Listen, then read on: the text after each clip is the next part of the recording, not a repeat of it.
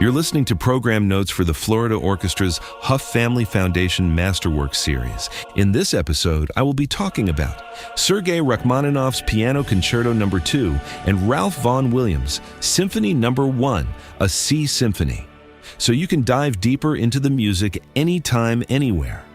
These audio program notes are authored by Kurt Loft, a local writer who has written about the arts in the Tampa Bay area for more than 40 years. You can find his full transcriptions at floridaorchestra.org. All right, let's dive in. Sergei Rachmaninoff, 1873 to 1943.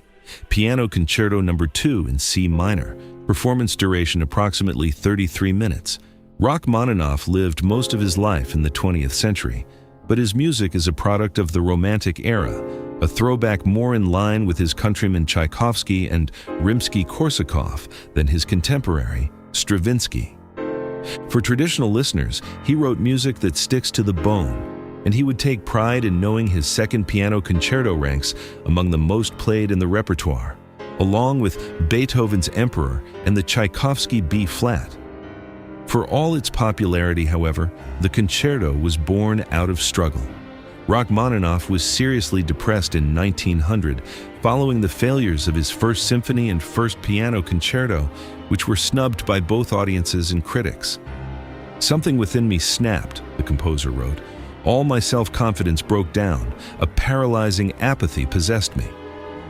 He sought treatment from Nicholas Dahl, a doctor familiar with autosuggestion techniques. Dahl convinced his patient to compose a concerto for piano with the greatest of ease. So, Rachmaninoff rested, meditated, and began writing with renewed energy, combining music of palpable mood with seamless and soaring melody. He dedicated the work to Dahl, who should in some small way be credited with inspiring a 20th century masterpiece. The second of his 4 concertos, extravagant and voluptuous from start to finish, it opens with 8 ominous chords that serve as a hypnotic prelude to the contrasting themes of the first movement. The impassioned piano cadenza takes the music to its peak before a sigh of resignation by the orchestra, a solo call from the horn, and a march-like finish. The adagio introduces an aching theme at the onset, and piano, woodwinds, and strings seem to be in a continuous dialogue of sadness. The pop singer Eric Carmen borrowed this theme for his 1975 hit All by Myself, losing a copyright dispute in the process. A year later, he used a theme from the Second Symphony for another song, Never Gonna Fall in Love Again. The energy of the finale perks up the ears before Rachmaninoff delivers one of his ripest melodies, shared by oboe and viola, before the orchestra brings the work to an electric, if unsettled, close.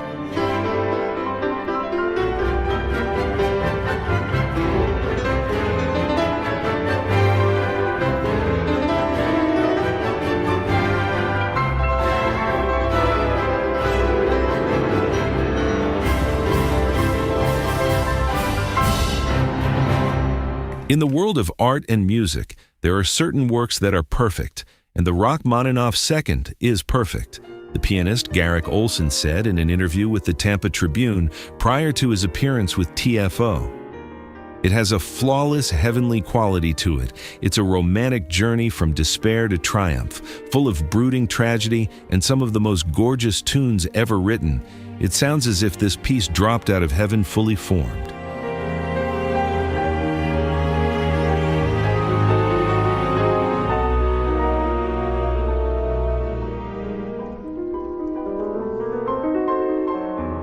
Ralph Vaughan Williams, 1872 to 1958.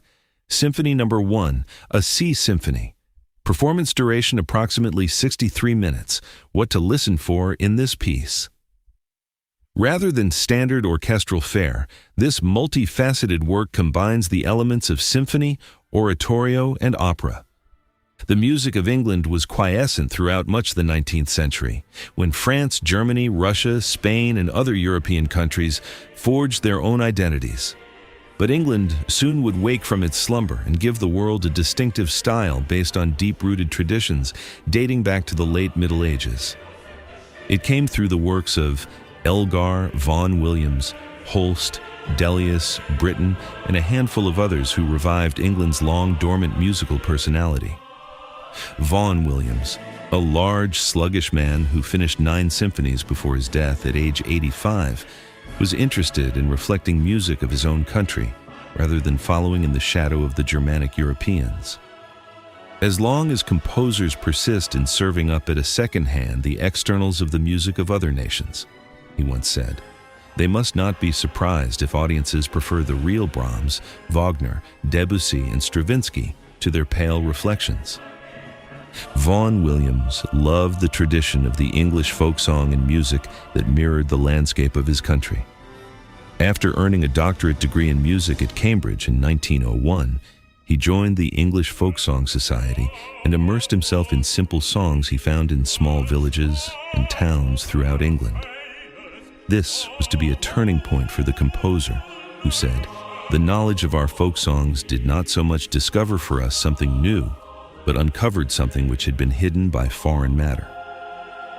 This strident English view gave us the popular Fantasia on Greensleeves, on Wenlock Edge, and the Fantasia on a Theme by Thomas Tallis. But let's not forget the composer's large-scale orchestral works, as his 9 symphonies form one of the most distinctive cycles of the 20th century, and none sound the same as another.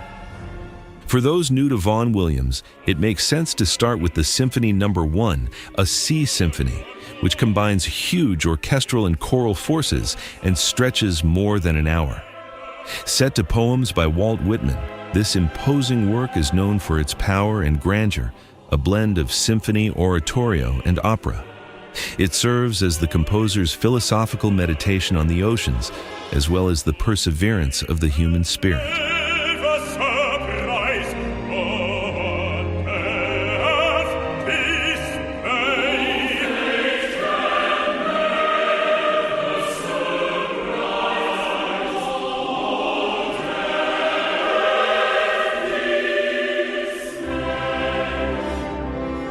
Vaughan Williams cast the symphony in 4 named movements.